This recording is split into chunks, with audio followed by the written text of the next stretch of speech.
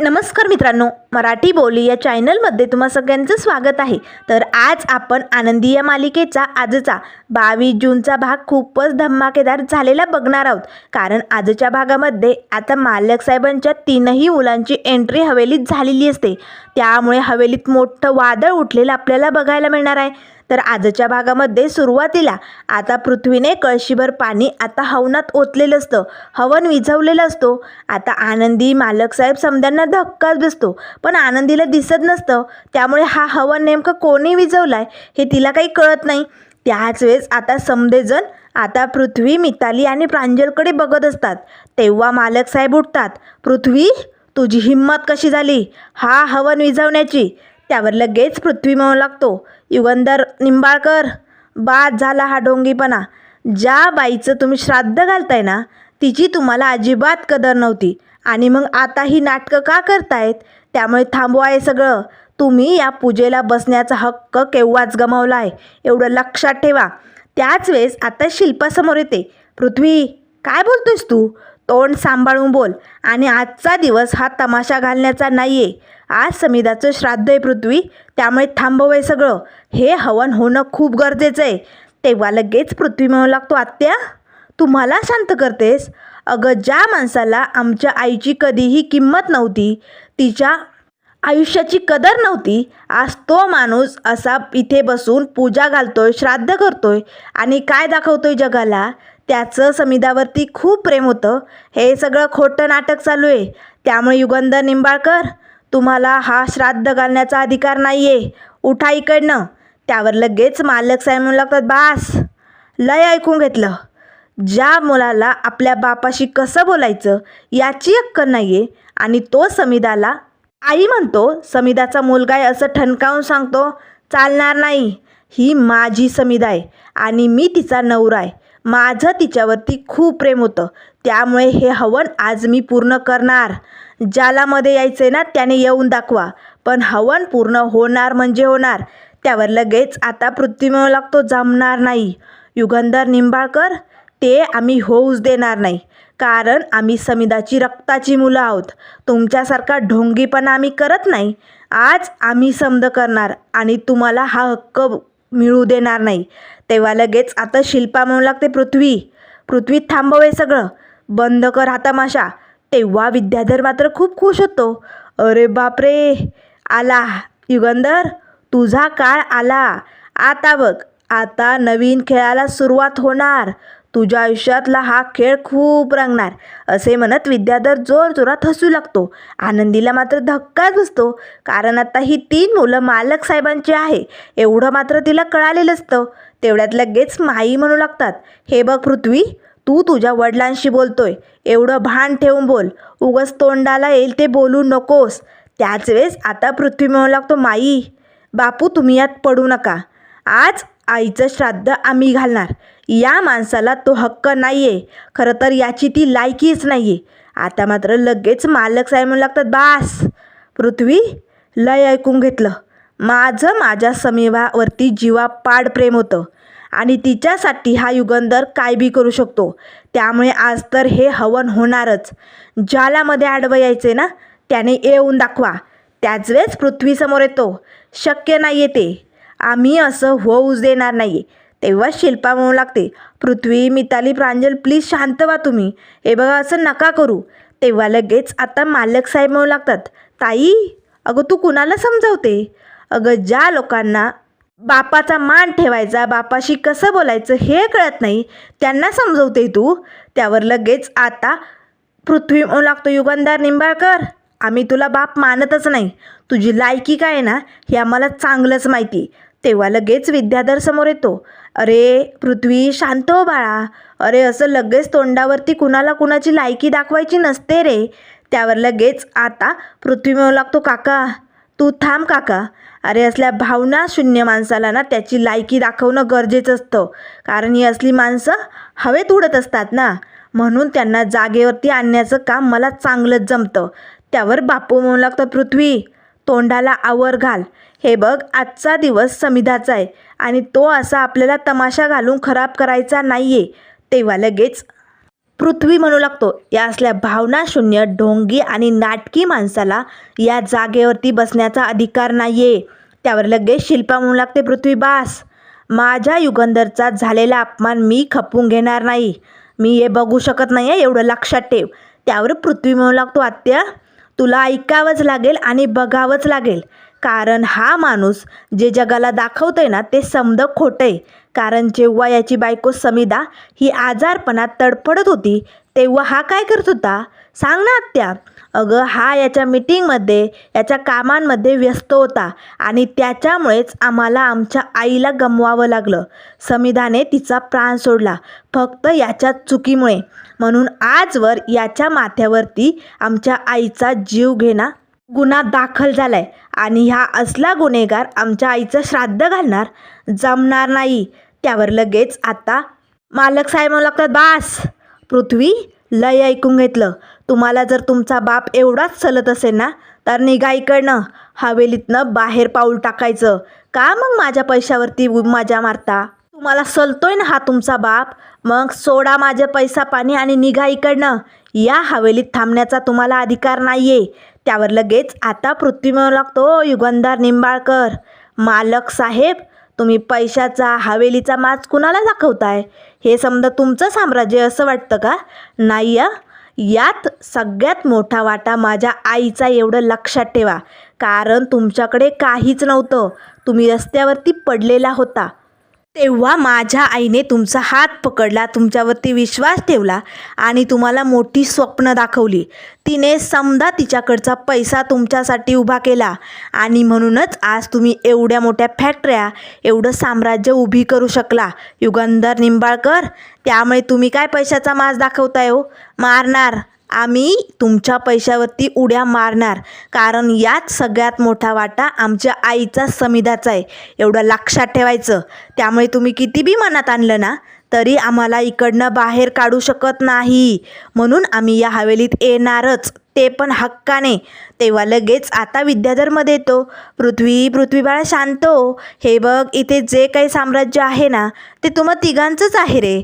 पण अशी तोंडावरती बापाला लायकी दाखवायची नाही रे. समद्यांसमोर तुम्ही बापाचा अपमान करताय, एवढं लक्षात येतंय का? त्यावर लगेच पृथ्वी म्हणू लागतो, काका तू याला बाप म्हणतोय? अरे बाप म्हणण्याच्या लायकीचा नाही हा माणूस.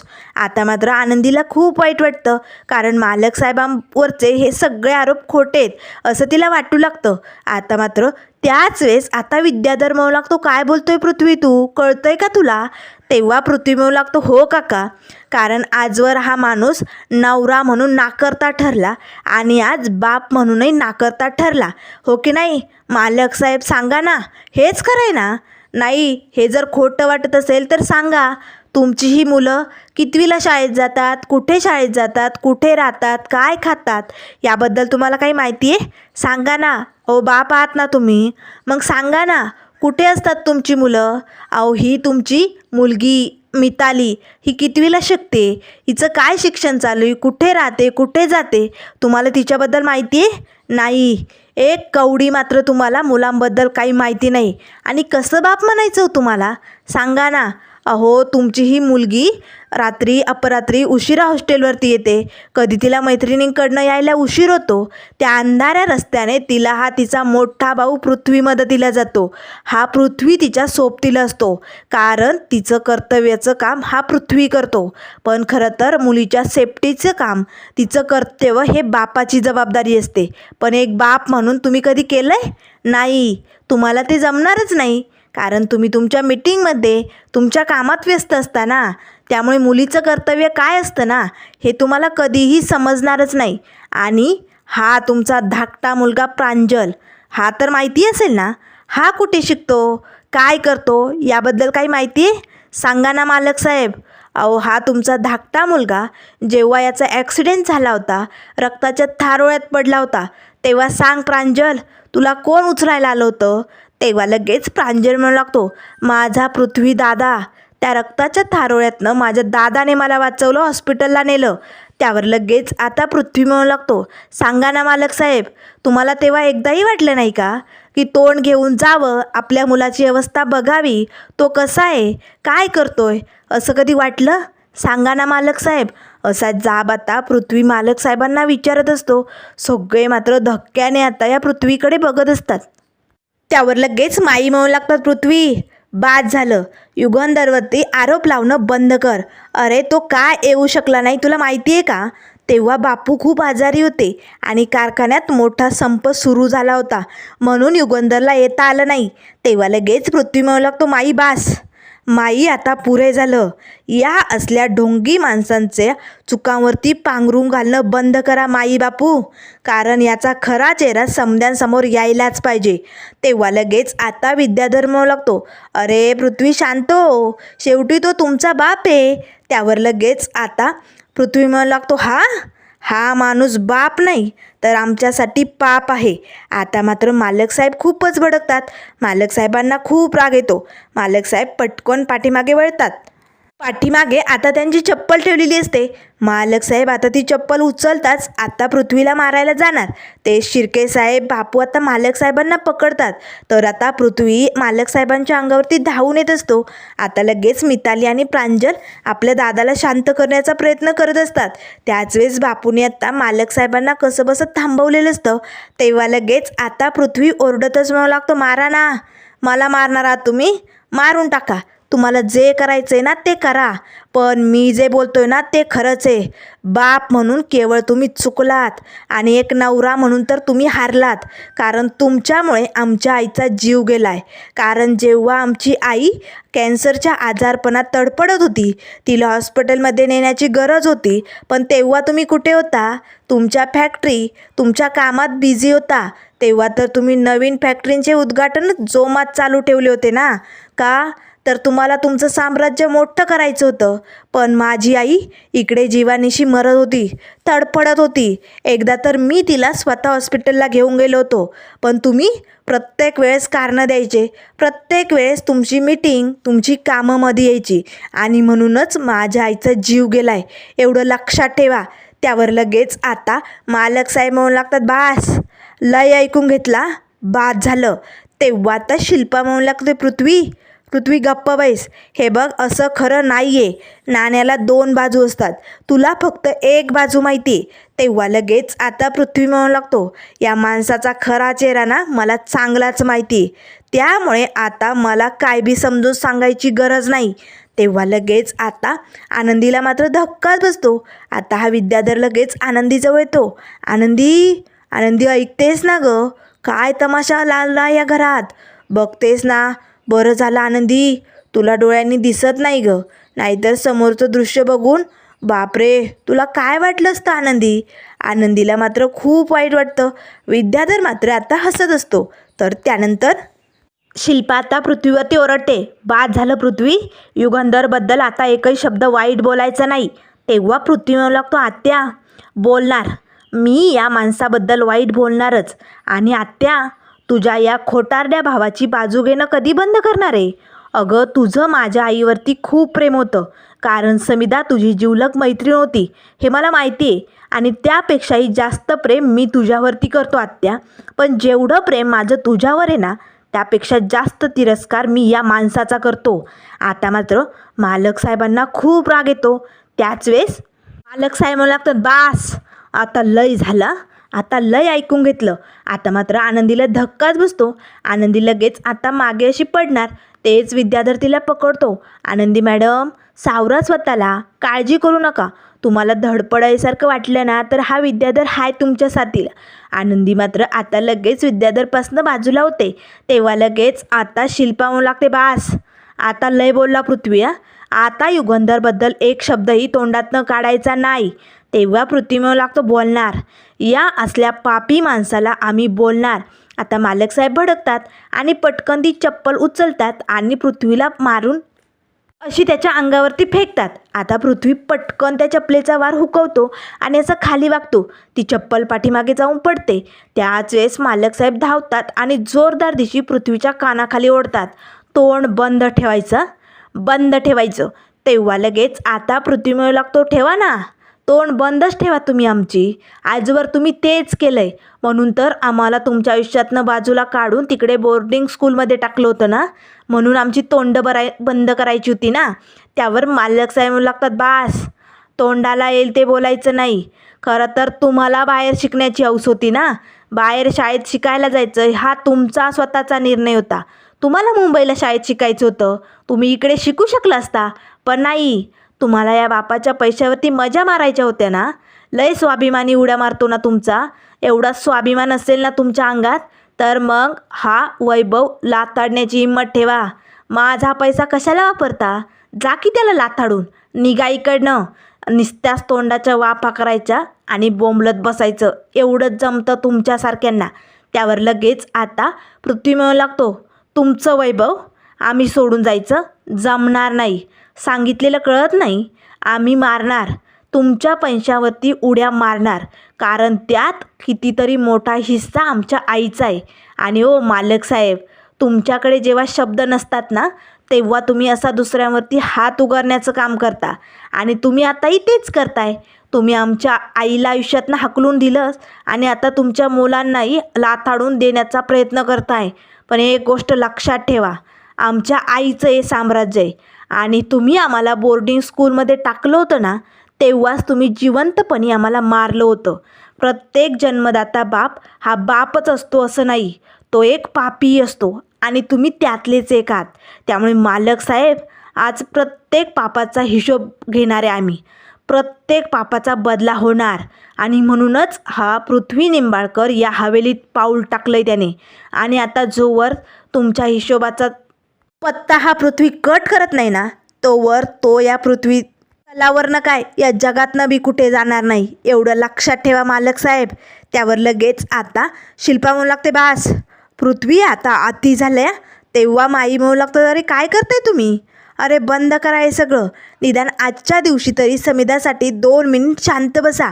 त्यावर आता बापू म्हणू लागतो, पृथ्वी तू युगंधरवरती जे आरोप लावतोय ना, ते समदे खोटे. युगंधरचं समिधावरती किती प्रेम आहे ना, हे आम्ही आमच्या उघड्या डोळ्यांनी बघितलं आहे. त्यामुळे त्याच्यावरती हे खोटे आरोप लावणं बंद कर. आणि पृथ्वी, तुला दिसत नाही? अरे आम्ही युगंधरचे सासू सासरे आहोत, पण आई वडिलांपेक्षा जास्त मान आम्हाला या घरात आहे. एवढं प्रेम करतो तरीही तू त्याच्यावरती असे आरोप लावतो. अरे काय गरज आहे समिधाच्या आईवडिलांना असं स्वतःच्या आईवडिलांसारखं ठेवायची? अरे युगंधर देव माणूस हे तुमच्या कधी लक्षात येणार आहे? त्यावर लगेच पृथ्वी म्हणू लागतो, बापू अहो आता हा माणूस असाच वागणार, कारण स्वतःचं तोंड आरशात बघू शकत नसणारा हा माणूस आता पैशाचा माज दाखवणार, तुमच्यावरती पैसा फेकणार, तुम्हाला सगळ्या सुखसोयी देणार, कारण स्वतःच्या नजरेत नजर मिळू शकत नाही ना, म्हणून करतोय हा सगळं हे माणूस. आता मात्र मालक साहेबांना खूप राग येतो. तेव्हा मालक साहेब म्हणू लागतात, अति झालं आता, आता मी ऐकून घेणार नाही. तर त्यानंतर मित्रांनो पुढील भागामध्ये आपल्याला बघायला मिळेल मालक साहेब आता हवनासाठी बसलेले असतात. तेव्हा पृथ्वी म्हणू लागतो, बास आता या हवेलीत 1 श्राद्ध नाही तर 2 होणार. एक या पापी माणसाच्या हातचं आणि दुसरं आम्ही स्वतः आमच्या आईचं श्राद्ध घालणार. आता पृथ्वीने गुरुजींना बोलावलेलं असतं. तेव्हा गुरुजी म्हणू लागतात, पृथ्वी साहेब अहो श्राद्ध घालण्यासाठी तुम्हाला तुमच्या आईचा फोटो लागेल. आता फोटो तर एकच असतो समिधाचा, तो मालक साहेबांसमोर आता पाट्यावरती ठेवलेला असतो. पृथ्वी आता लगेच उठतो आणि त्या फोटोला हात लावणार. तेच मालक साहेब त्याचा हात पकडतात. तू हा फोटो नाही घेऊ शकत असे म्हणताच पृथ्वी आता पटकन तो फोटो हिसकावू लागतो. दोघांच्या झटापटीत आता समिधाचा फोटो खाली पडतो. त्याची फ्रेम फुटलेली असते. त्यात आता जो फोटोचं पोस्टर असतं ना, दोघेही आता ते ओढू लागतात. समिधाच्या फोटोचे 2 भाग झालेले असतात. आनंदी समधांना धक्का बसतो. श्राद्धाच्या दिवशी दोघांच्या वादामुळे आता समिधाच्या फोटोचे 2 भाग झाल्यामुळे आता हे श्राद्ध कसं पूर्ण होणार, पुढे आनंदी काय काय करणार, हे सगळं आपल्याला लवकरच बघायला मिळेल. त्यामुळे मित्रांनो अशाच मालिकेंच्या अपडेट पाहण्यासाठी चॅनलला लाईक करा, सबस्क्राईब करा. व्हिडिओ पाहिल्याबद्दल धन्यवाद.